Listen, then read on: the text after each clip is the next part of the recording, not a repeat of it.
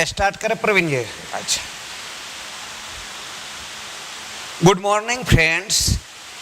इस वीडियो में UPSC prelims और यूपीएससी मेंस में जीएस के अंतर्गत ज्योग्राफी का जो भी सिलेबस है उस सिलेबस पर पूरे डिटेल्स चर्चा किया जाएगा।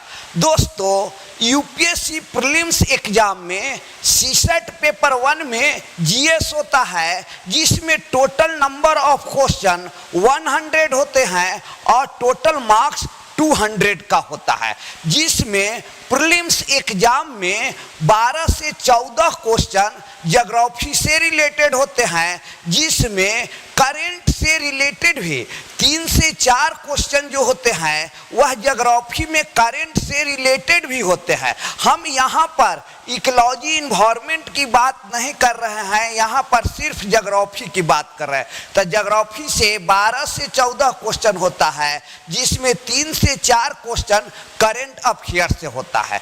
जहाँ तक मेंस की बात की जाए तो जीएस पेपर 1 में ज्योग्राफी होता है और जीएस पेपर 3 में इकोलॉजी एंड इन्वायरमेंट होता है, जिसमें आपका ज्योग्राफी के नॉलेज होना जरूरी है। दोस्तों, जहां तक यूपीएससी की बात की जाए तो यूपीएससी में ज्योग्राफी के सिलेबस को हम 2 भागों में बांटकर अध्ययन कर सकते हैं, एक फिजिकल ज्योग्राफी, एक Indian geography. Physical geography means world geography और इंडियन ज्योग्राफी तो इंडिया का ज्योग्राफी। अब ये फिजिकल ज्योग्राफी को अलग अलग सेक्शन में हम 3 सेक्शन में बांट सकते हैं, जियोमॉर्फोलॉजी, क्लाइमेटोलॉजी और ओशनोग्राफी। मूल रूप से जो भी फिजिकल ज्योग्राफी के अंतर्गत सिलेबस है उसको हमने 3 भागों में बांटा है, जियोमॉर्फोलॉजी, क्लाइमेटोलॉजी और ओशनोग्राफी। यहाँ पर जियोमॉर्फोलॉजी के अंतर्गत जो भी चैप्टर है उसे राइट डाउन किया गया है। तो फर्स्ट जो चैप्टर है लैटिट्यूड एंड लॉन्गिट्यूड, जो बहुत अधिक इंपॉर्टेंस है यूपीएससी के लिए। लैटिट्यूड और लैंगिट्यूड बहुत ज़्यादा इंपॉर्टेंस है, बार बार इससे रिलेटेड प्रीलिम्स में क्वेश्चन पूछा ही जाता है। सेकेंड जो चैप्टर है earth movement. Third the universe. उसके बाद जो चैप्टर्स है नेक्स्ट द रॉक्स, चट्टान, और next structure of the earth. Structure of the earth meaning की अर्थ बना कैसे। हमने जो अर्थ का जो हिस्ट्री होता है उसको जो पढ़ते हैं अलग अलग पार्ट्स में बांटकर, एजोइक, पैलेजोइक, मेसेजोइक, सेनेजोइक, नियोजोइक। तो उस अलग अलग इपॉच में क्या क्या चीज बना है उसके बारे में स्ट्रक्चर ऑफ द अर्थ में बात करेंगे। उसके बाद internal structure of the earth, पृथ्वी की आंतरिक संरचना, जैसे हम लोग जानते हैं क्रस्ट, मेंटल, कोर। अब जो अर्थक्वेक के दौरान जो वेव्स उत्पन्न होता है, P wave, S wave, L waves, उन वेव्स के आधार पर पृथ्वी के आंतरिक संरचना, इंटरनल स्ट्रक्चर ऑफ द अर्थ का स्टडी करते हैं और उसी के अकॉर्डिंग पृथ्वी के आंतरिक इंटरनल पार्ट्स को 3 पार्ट्स में डिवाइड किया गया है, क्रस्ट, मेंटल और कोर। तो internal structure of the earth. अगला जो चैप्टर है continental drift theory. Continental drift theory German scholar Wegener के द्वारा कॉन्टिनेंटल ड्रिफ्ट थ्योरी दिया गया है। इस थ्योरी में यह बतलाया गया है कि कॉन्टिनेंट और ओशन का फॉर्मेशन कैसे हुआ। तो ये कॉन्टिनेंटल ड्रिफ्ट थ्योरी। अगला जो चैप्टर है वह sea floor theory. Sea floor theory. अब ये sea floor theory Harry hence के द्वारा दिया गया था और इससे महासागर के विस्तार के बारे में, जैसे आपका अटलांटिक महासागर का दिन प्रतिदिन विस्तार हो रहा है, तो वहीं पैसिफिक ओशंस का क्या हो रहा है, धीरे धीरे एरियाज कम हो रहा है। तो ये कौन बतलाया, तो ये सी फ्लोर थ्योरी के माध्यम से बतलाया गया। और जो भी रिडिज का फॉर्मेशन हुआ, जैसे मिड अटलांटिक रिडिज या अदर जो रिडिज की स्थापना निर्माण हुआ, तो वो सी फ्लोर थ्योरी के माध्यम से बताया जाता है। यहाँ पर सबसे मेन जो थ्योरी है, next chapter plate tectonic theory. Plate tectonic theory geomorphology का मेजर इंपॉर्टेंस चैप्टर्स है। इसके माध्यम से आप भूकंप, पर्वत का निर्माण और ज्वालामुखी उद्गार तीनों को सही रूप से समझ सकते हैं। तो पूरे अर्थ के पार्ट्स को अलग अलग प्लेट में बांटा गया, जिसमें 6 बड़े प्लेट्स और 20 छोटे प्लेट्स बताए जाते हैं। ऐसे छोटे प्लेटों की संख्या अलग अलग संस्थाओं द्वारा अलग अलग बताया जाता है, लेकिन बड़े प्लेटों की संख्या कितना है, तो 20 है। बड़े प्लेटों की संख्या कितना, तो 6 बड़े प्लेट्स है। ध्यान देना है, बड़े प्लेटों की संख्या कितना है, तो 6 बड़े प्लेट्स है और छोटे प्लेटों की संख्या 20 है। उसके बाद हम लोग आते हैं अर्थक्वेक, भूकंप, नेक्स्ट चैप्टर। नेक्स्ट वोल्केनो, ज्वालामुखी उद्गार और ज्वालामुखी उद्गार से निर्मित स्थलाकृति, लैंडफॉर्म और अदर लैंडफॉर्म।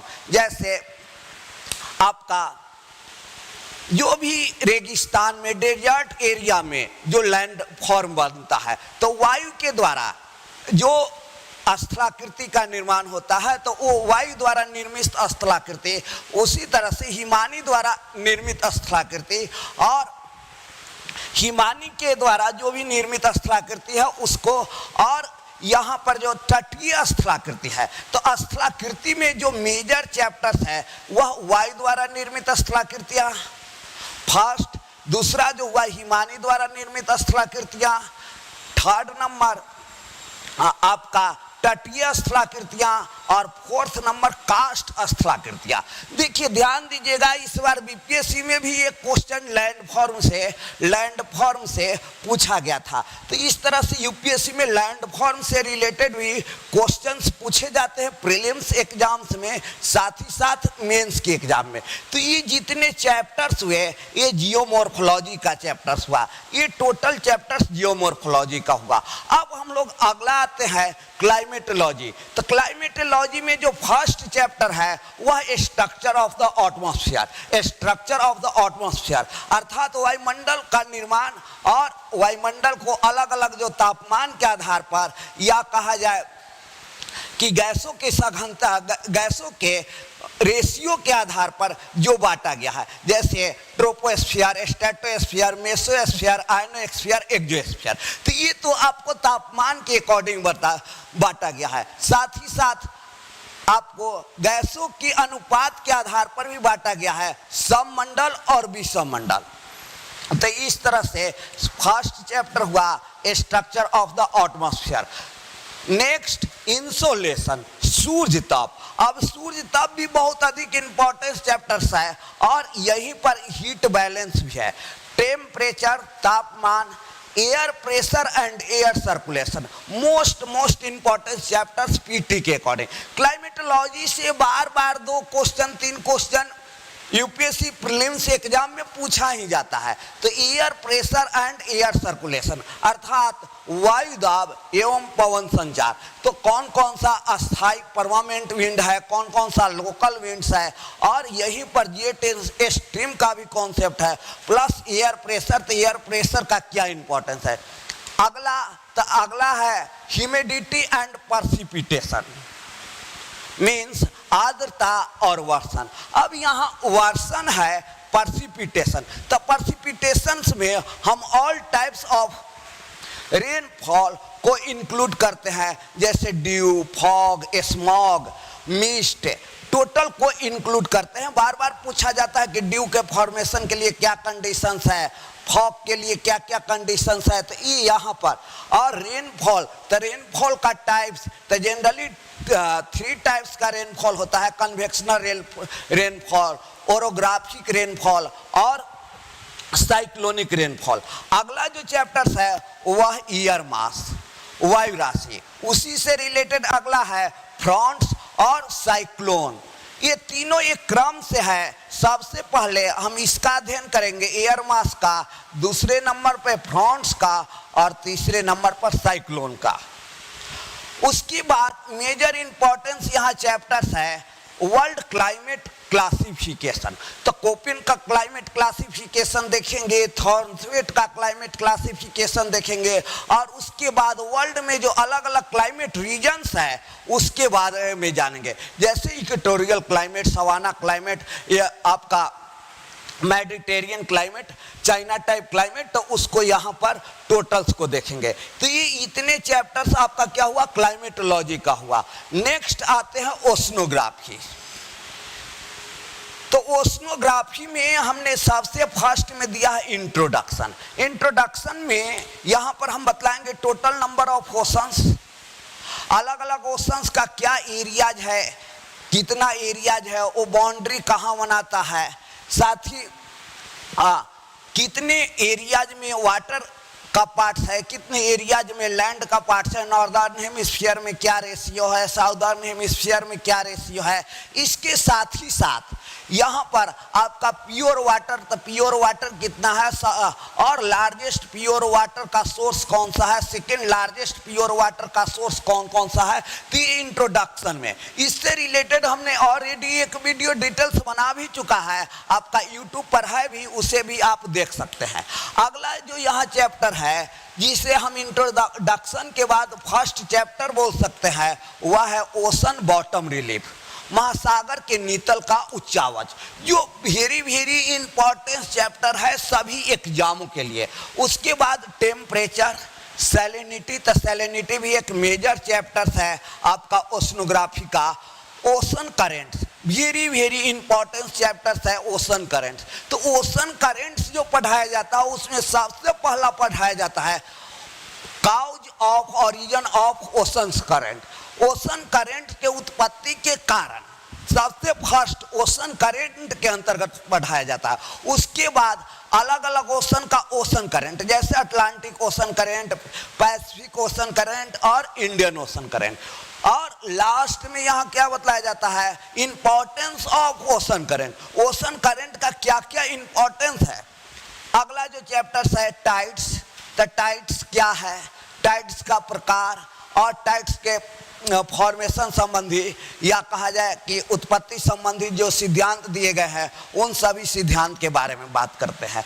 उसके बाद कोरल रीफ, बहुत बहुत इंपॉर्टेंस कोरल रीफ्स अभी यूपीएससी के अकॉर्डिंग चैप्टर्स है, बार बार पूछा जाता है। कोरल ब्लीचिंग जो यूपीएससी मेंस में पूछता है कि कोरल ब्लीचिंग का काउज क्या है, उसका क्या क्या इफेक्ट है। तो ये कोरल रीफ, तो कोरल रीफ्स का फॉर्मेशन इंडिया में कहाँ कहाँ कोरल रीफ्स है, वर्ल्ड में मेजर कोरल रीफ्स कहाँ है, और कोरल रीफ्स के उत्पत्ति संबंधी जो सिद्धांत दिए गए हैं, और लास्ट में कोरल रीफ्स में कोरल ब्लीचिंग जो बहुत अधिक इंपॉर्टेंस चैप्टर्स है। अब यहाँ पर देखिए ये दो चैप्टर्स है ओनली फॉर मेंस के लिए बहुत ज़्यादा इंपॉर्टेंस है। यूपीएससी मेंस के लिए मैरीन रिसोर्सेज, महासागरीय संसाधन, अभी जो सबसे अधिक संसाधन है वह ओशंस में है। और जैसे जैसे मानव की संख्या बढ़ रहा है तो ओशन के तरफ अधिक ध्यान दे रहा है। जो ओशन में रिसोर्स है उस रिसोर्स के प्राप्ति के लिए ही आज देखिए कि साउथ चाइना से या ईस्ट चाइना से या अदर जो कॉन्फ्लिक्ट है, विवाद है, वो विवाद उत्पन्न हो रहा है, क्योंकि आपका मैरीन रिसोर्सेज आज के समय में बहुत बड़ा रिसोर्स का एक उपाय है। तो ये मैरीन रिसोर्सेज, तो मैरीन रिसोर्सेज यहाँ देखेंगे जो कि विशेषकर यूपीएससी मेंस में ही क्वेश्चन पूछा जाता है। उसके बाद मैरीन पॉपुलेशन, महासागरीय प्रदूषण, तो महासागरीय प्रदूषण का क्या क्या कारण है, उसका क्या प्रभाव है। तो सबसे बड़ा महासागरीय प्रदूषण का जो काउज है वह काउज आपका क्या है, पेट्रोलियम का रिसाव, पेट्रोलियम का रिसाव या कहा जाए तेल का रिसाव होना। अब आगे आते हैं तो ये तो हमने फिजिकल ज्योग्राफी का सिलेबस कंप्लीट करवाया। उसके बाद इंडियन ज्योग्राफी, तो इंडियन ज्योग्राफी को भी हमने दो भागों में डिवाइड किया है, इंडियन फिजिकल ज्योग्राफी और Indian economic geography. Indian physical geography prelims exam के लिए बहुत ज़्यादा इंपॉर्टेंस है। जो यहाँ चैप्टर्स दिए गए हैं, इन सभी चैप्टर से बार बार 4 से 5 क्वेश्चन, 6 क्वेश्चन पूछा ही जाता है यूपीएससी प्रीलिम्स एग्जाम में। जो यहाँ क्वेश्चन दिया गया है, चाहे वो मैप बेस्ड क्वेश्चन हो या आपका कॉन्सेप्ट बेस्ड क्वेश्चन हो, तो सबसे फर्स्ट जो चैप्टर है India size and location, Bharat स्थिति एवं विस्तार, इंडिया साइज एवं लोकेशन।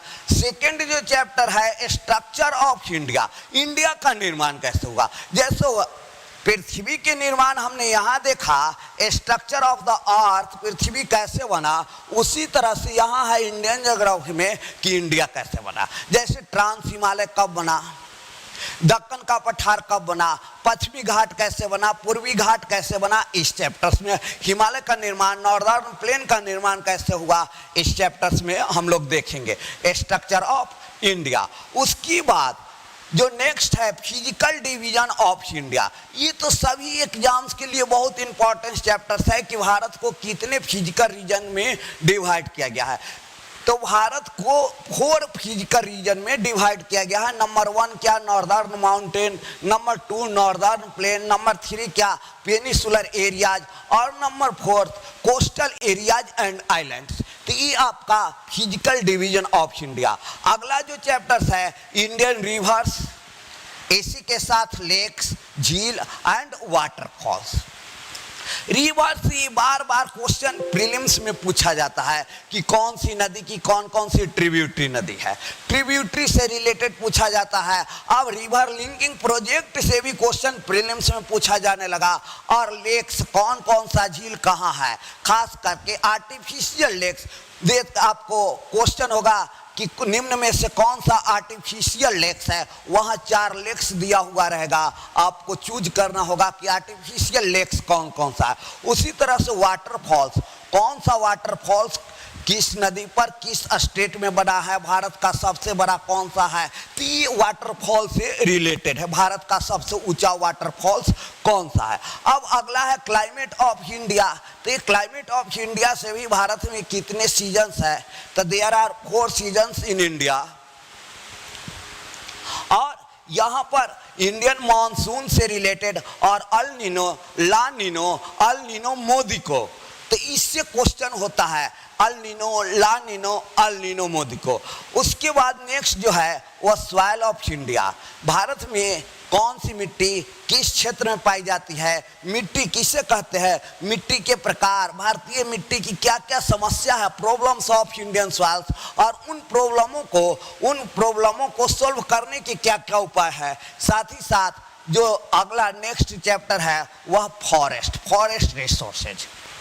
तो इस तरह से ये जो आपका चैप्टर्स हुआ इंडियन फिजिकल ज्योग्राफी का, जो बहुत ज़्यादा इंपॉर्टेंस है।